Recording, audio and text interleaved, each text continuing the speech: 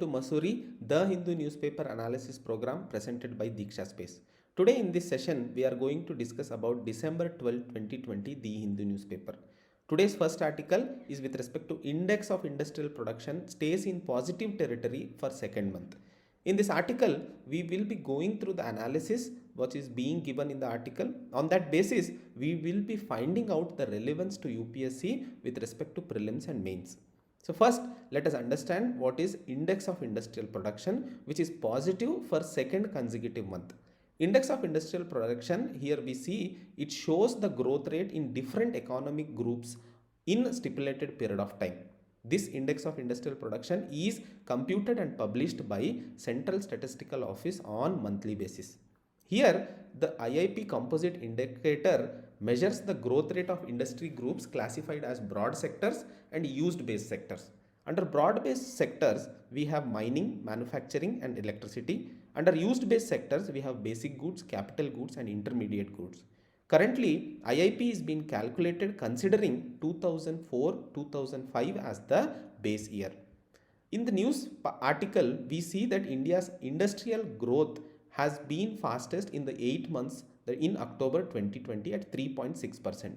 This growth has been mainly due to consumer durable production surpassing the level which was seen previously COVID-19 pandemic. These estimates are given by National Statistical Office. Going to the second article, pointing the finger at parliamentary scrutiny. This article is discussed today because the new farm bills which are passed by the parliament in the previous monsoon session has evoked a lot of protest which was unforeseen by the government. We see there are a lot of negotiations being going on between government and farmers, but we see no results. The farmers are determined to scale up their agitation in the coming days. However, the government has put up some of the negotiations and come up with proposals which are put in front of farmers. These proposals were previously rejected by the government when the bill was debated in the parliament. However, the negotiations or proposals which are put up by the government are rejected by the farmers, seeking that the bill has to be repealed and if necessary, fresh law has to be enacted after discussion with the farmers and other stakeholders. In this article, we are going to discuss about the role of standing committees in coming up whenever a new bill is introduced in a parliament. First, historically, we will see the importance of standing committees and how in today's context, farm bills which were passed in the previous monsoon session has gone out or missed the tunnel of standing committees. First, the importance of standing committees has been always very important. The demand to repeal or a law being passed by the parliament is a serious lapse in the management of legislative work in the parliament. Always, rules of the house leave it to the speaker or the chairman to refer the bill to the standing committees for detailed scrutiny thereof. After such scrutiny is being completed, the committee sends their report containing recommendations on improvements to be made in the bill to the house. The undertaking such scrutiny, the committee invites various stakeholders to place their views before them. That is the reason why rules of the house provide for reference of the bill to the committee. Although technically reference of the committee is within the discretion of the speaker or the chairman, the intendment of the rules is that all important bills should go to the committee for detailed explanation. That is precisely why presiding officer has always the discretion in the matter of reference to the bill to the committees, but the discretion not to refer to the committee on importance bills which have serious implications for society will always defeat the purpose of the rule of the house. Sending a bill to a committee is always considered as draftsman creation because the bill which is going will always go to the scrutiny, will always involve the stakeholders which are important for the bill. Then the bill comes up with new recommendations giving a new shape or better shape to the content of the bill. That is why the role of standing committees in legislative framework is considered as draftsman's creation. Historically, if we see, the importance of standing committees has always been vital. British Parliament has been doing it since 16th century. Indian experience of legislative scrutiny of bills goes back to post-Montagu-Chelmsford reforms after 1919. In India, Central Legislative Assembly, which was Parliament of British India, had set up three committees at that time.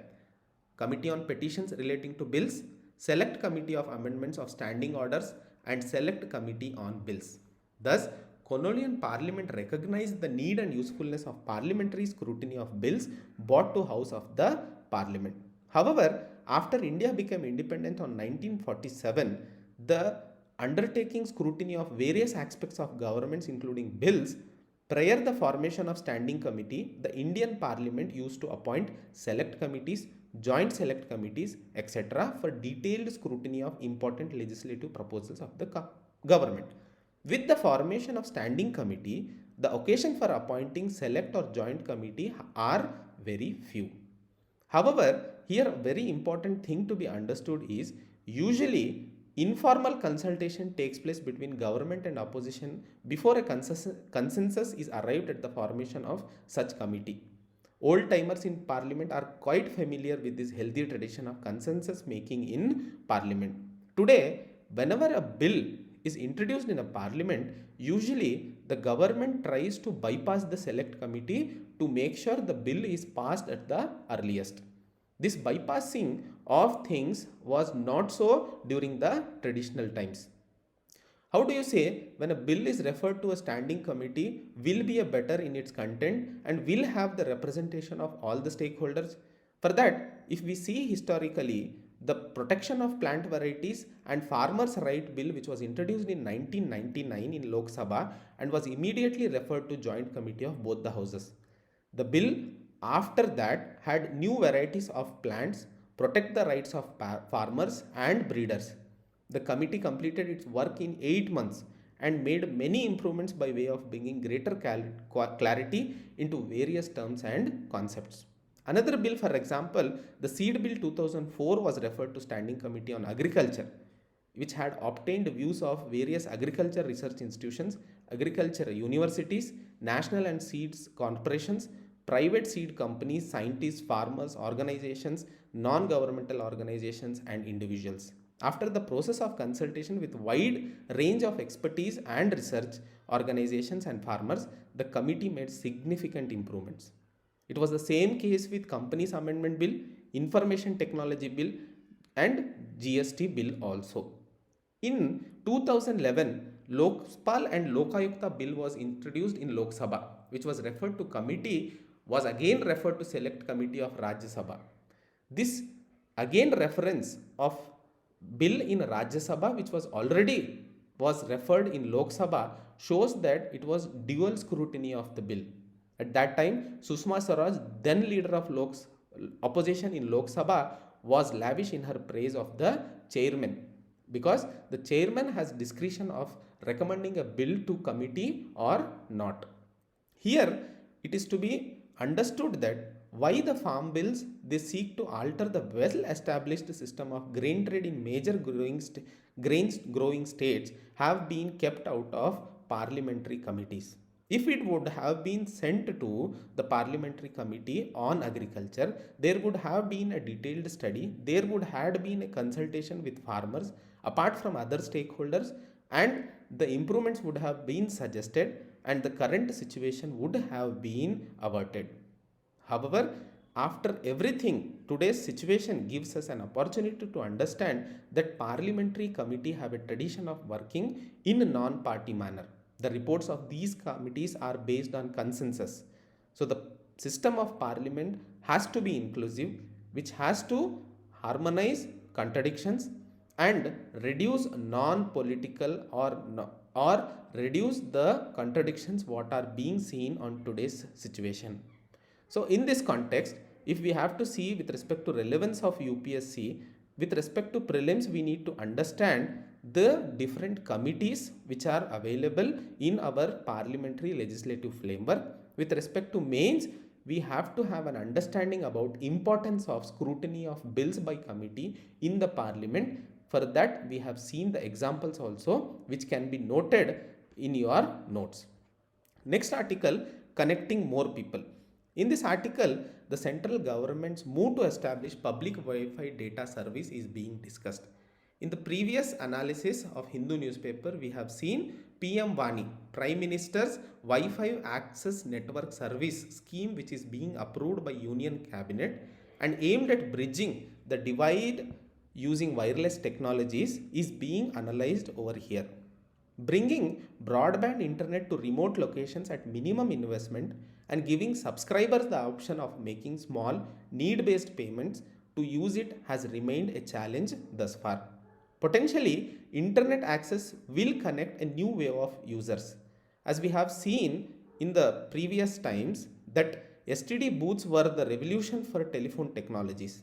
Today, the reach of internet will help commercially, entertainment, telehealth, agriculture extensions, and will bring in greater accountability to government by boosting transparency and interactivity. The same model of Vani architecture was tried 3 years before by Traya, where it started a first pilot project based on public Wi-Fi. There it was seen a 10% rise in net penetration led to 1.5% increase in GDP. So this project is going to be beneficial, economy also is to be noted here. However, this pilot project was neglected because of the competitors or data services sold by mobile telecom firms rather than thinking at it as complementary technology. Today, in rural India, internet will be a very transformative project. In today's scenario, only 27.57 of subscribers per 100 population in 2019 are having access to internet. Upcoming mobile technologies such as 5G, which might provide good quality of data, but it involves high investment in new spectrum, connectivity equipments, and regular subscriber fees. Vani, which offers elegant way forward to connect low revenue customers, and it opens up opportunity for community organizations, libraries, educational institutions, panchayats, small entrepreneurs to tap up the whole new ecosystem. Purchasing bandwidth from a public data office aggregator to serve local consumers. Today, one important thing the government has to take into consideration is the government should regulate unbundling of hardware, software, apps and payment gateways which are being used in Vani system, that are being advocated by Traya to prevent monopolization. If the monopolization happens, again there are chances or there are wrongdoings which might take away the intention with which this public Wi-Fi PM Vani has been launched. So after analyzing this article with respect to relevance of UPSC, for prelims we need to have a clear understanding of PM Vani, that is Prime Minister's Wi-Fi Access Network Interface. In mains, a question can be asked, what will the PM Vani scheme will have implications on social issues and economical issues. So we have analyzed this scheme with respect to social perspective and economical perspective also. Today's newspaper have a very long article with respect to love on the razor's edge. This article is being discussed with respect to interfaith relationship and marriages being considered illegal with respect to Uttar Pradesh prohibition of unlawful conversion of religious ordinance 2020 which has been passed. This ordinance has been passed in order to fight against love jihad, which has not been officially mentioned into the ordinance. However, many lives in this region, that is in Uttar Pradesh, have been affected, and communally the people are in the fear mode because of this ordinance. The police have been taking up cases. Many organizations have been raising their voices against interfaith marriages and using this law in order to get the pride which they have lost is being thought of. Under this article, there have been provisions like section 3 and 5 which are detrimental to the society. According to section 4 of the ordinance, any aggrieved person, his or her parent, brother, sister or any other person who is related to him or her by blood, marriage or adoption may lodge an FIR of unlawful conversion has led to a lot of debate and has led to a lot of myth or problems for many lives. In this article, we need to understand few of the terminologies with respect to Uttar Pradesh prohibition of unlawful conversion of religious ordinance 2020. Section 4, that is very important because anybody can go and give a complaint, and if a complaint is registered, then action is always taken. Even though the marriage has been solemnized under Special Marriages Act 1954, this ordinance makes provisions to take an action against those who are married under interfaith religion. Already there have been cases or there have been aversions with respect to intercaste marriages. The law or ordinance with respect to interfaith marriages is going to disturb the peace of the society has to be understood here. Along with this, there are few vague terms which are being used in the law which is making confusions in the society and which are leading to misuse of the ordinance which is passed in the Uttar Pradesh. Next article is with respect to droughts influenced by North Atlantic current. Here we are going to understand how North Atlantic currents are going to influence the Indian monsoon system. So before understanding this article, let us see El Nino phenomena. We know that during normal year, the east coast of Australia is warmer than the west coast of Peru. Due to this, the normal year, India has a better monsoon.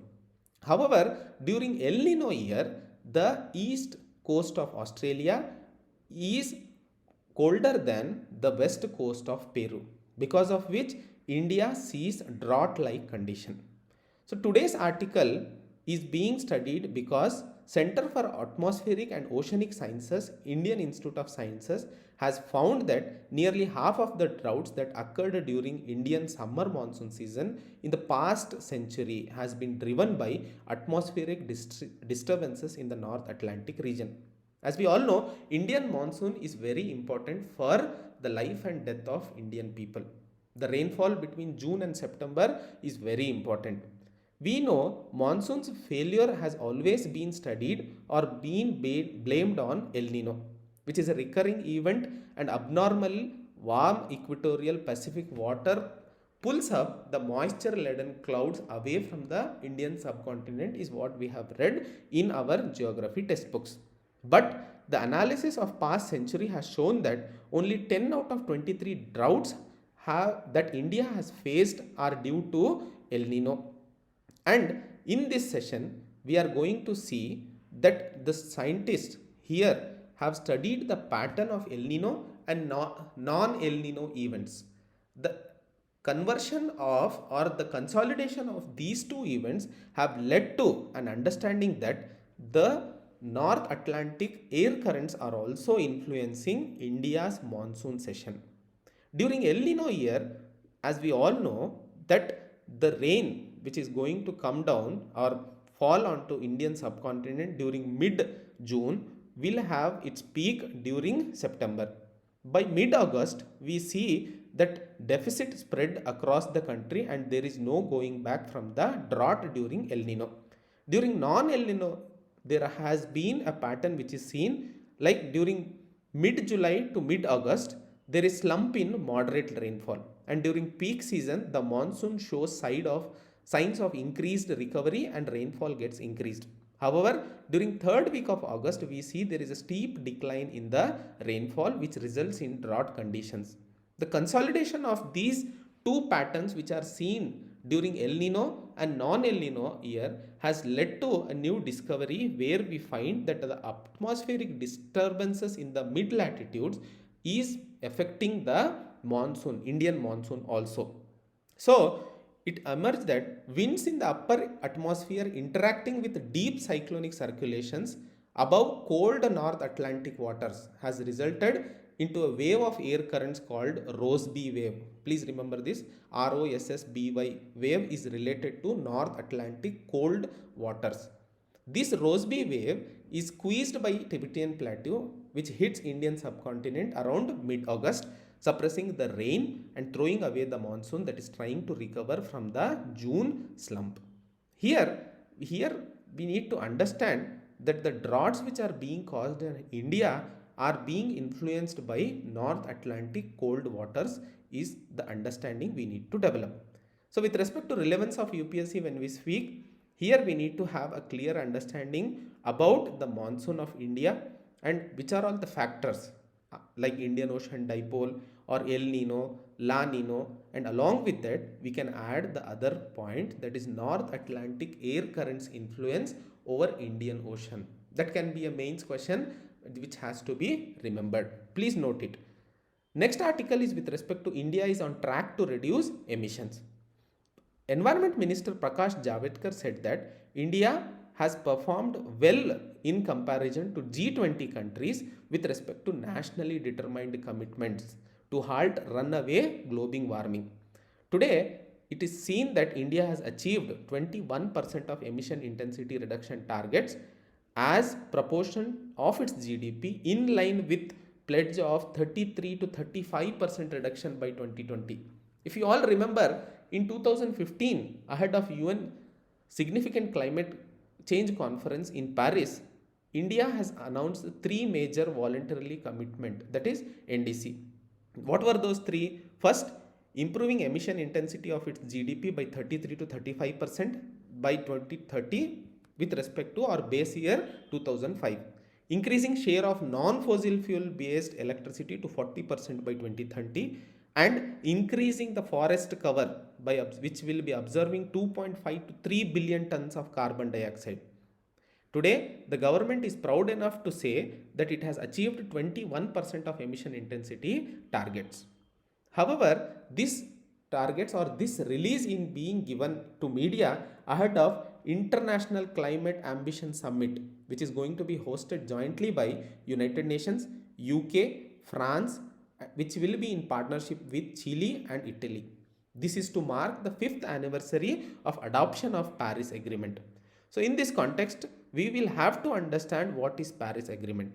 Paris Agreement, which was adopted in COP21, that is in Paris on December 12, 2015, constituted a landmark agreement on climate change, which seeks to limit global average temperature rise to well below 2 degrees Celsius above pre-industrial levels. And in this endeavor, it wants to limit the increase to 1.5 degrees Celsius. The agreement, which came into force in 2016, currently has 188 members. And all the parties are expected to undertake ambitious efforts to reach the goals which are being taken into under this agreement. Today, we have to remember another one very important point is 186 out of 188 parties have submitted their first NDC and only 2 have submitted their second NDC. The summit, International Climate Ambition Summit, is going to be a sprint to Glasgow. The 26th session of COP2 UNFCCC is scheduled to take place on November 1st to 12th in 2021. So this will be a sprint to Glasgow where all the major emission trading or emission releasing countries will also be discussing about their initiatives here. So with respect to analysis, relevance to UPSC, in prelims, we need to have a clear understanding of Paris Climate Agreement. Second, what are nationally determined commitments India has given? Those are 3, very clear understanding. And in mains, we can have a question related to performance of India with respect to Paris Agreement. Next article, new cross-sector initiative for universal health coverage.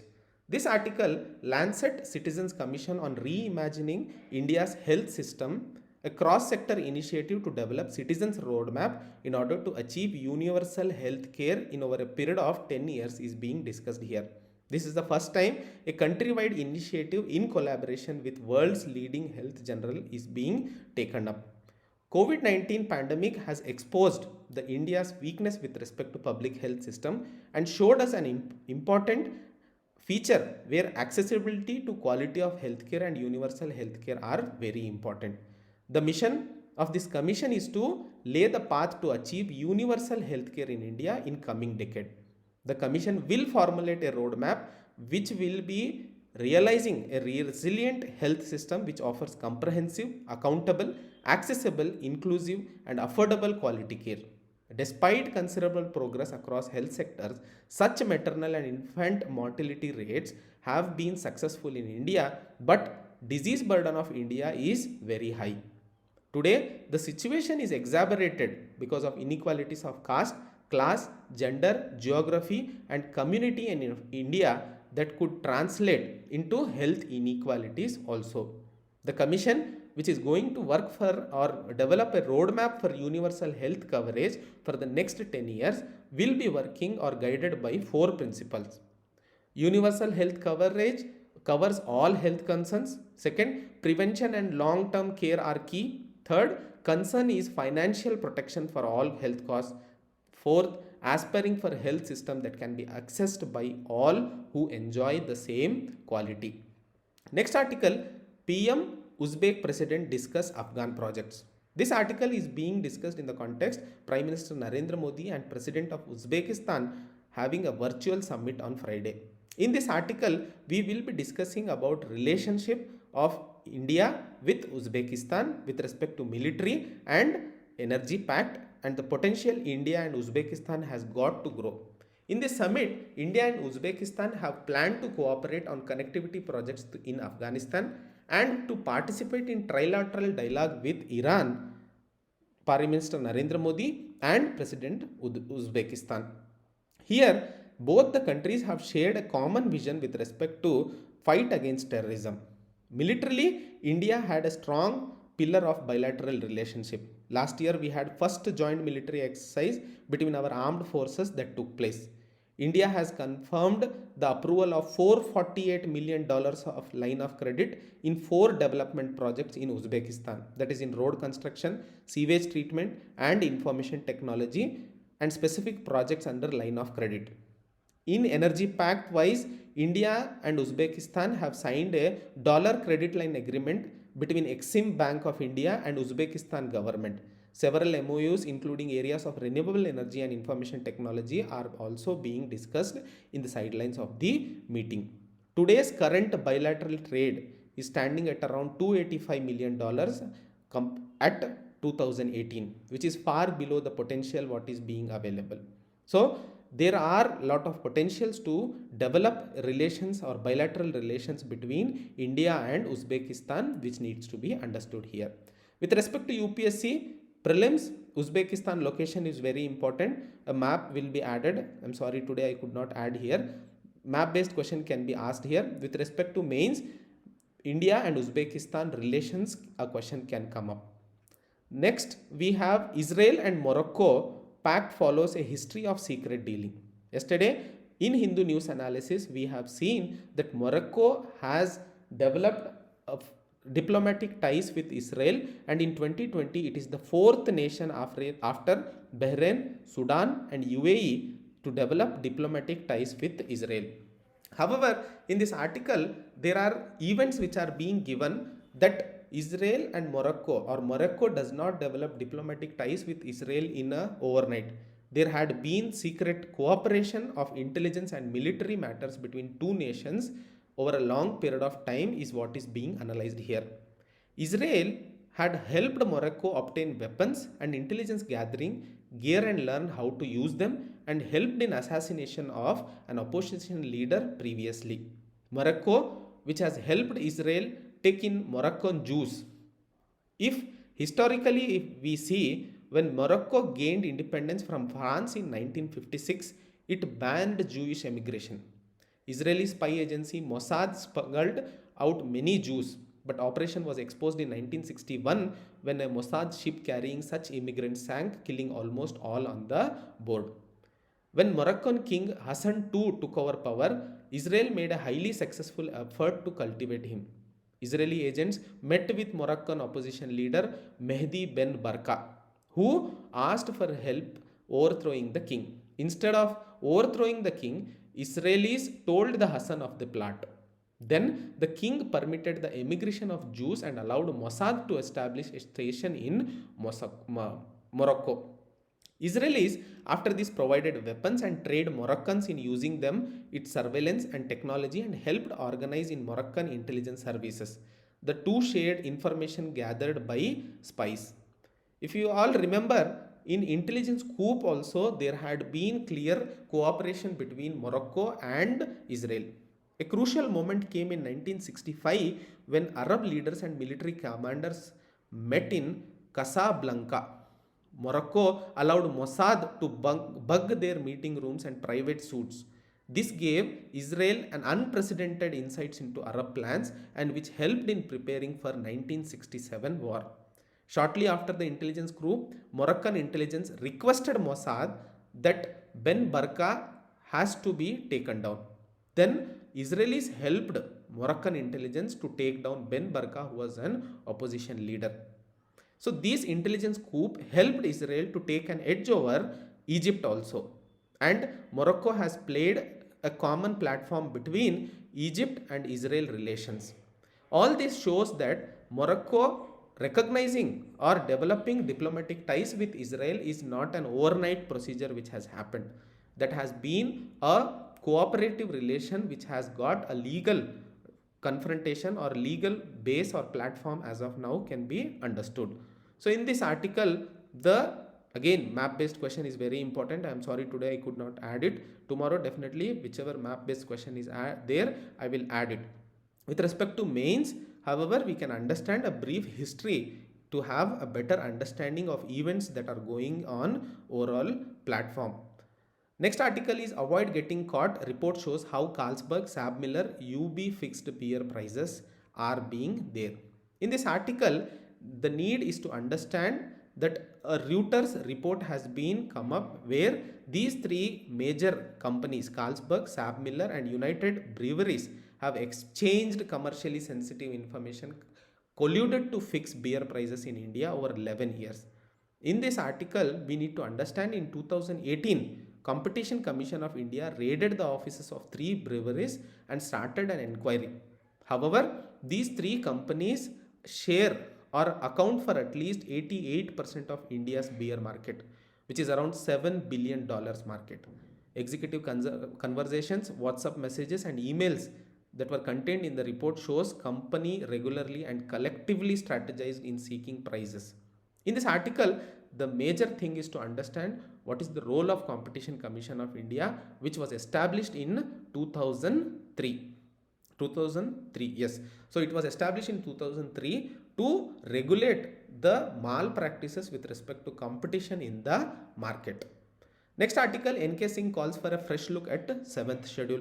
As we all know, NK Singh is the chairman of 15th Finance Commission, and in this article, he has given a call to have a look at Constitution's 7th schedule, which divides or which states the central list, state list and concurrent list, which allocates subject between center and state.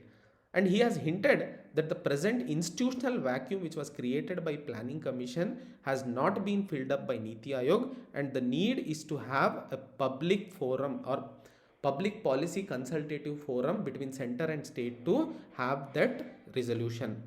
Coordination between Finance Commission and GST Council had now been an inescapable necessity because both are constitutional bodies and both are dealing with revenue and grappling with unsettled questions. What are those unsettled questions? Finance Commission looks into projections of expenditure and revenue, but issues of GST rate, exemptions, changes and implementation of indirect laws are entirely within the domain of GST Council. These led to unsettled questions ki who will monitor, scrutinize and optimize revenue outcomes. This conflict or unsettled questions are going to have a burden over the government. A month after Commission submitted its report to the government following an extended consultation with states, Singh has found that a different kind of policy-based consultative forum with center beyond Niti Aayog and NDC is the need of the hour. He has seen that with the abolition of Planning Commission, many economists and policy makers have argued that institutional vacuum has to be given serious consideration, and for a consultative forum for credible policy dialogue between center and states is the necessity. So, at Section 7th schedule and Article 282 of the Constitution has to be reviewed in order to give more flexibility to states in implementing central sector schemes. If this is not taken into urgent consideration, the trust in the fiscal federalism can be lost is the question what is being asked by NK Singh. So here with respect to UPSC relevance, we can see in prelims a question can be asked with respect to 7th schedule and a question can be asked with respect to article 282. In mains, there we can see how the vacuum or institutional vacuum created by planning commission has raised unsettled questions and led to a burden over government can be come up. So this is about today's Hindu newspaper analysis, friends. Tomorrow we will come up with new edition. Till then, take care of your health, have a nice food and sleep. Thank you. Have a nice sleep. Good night.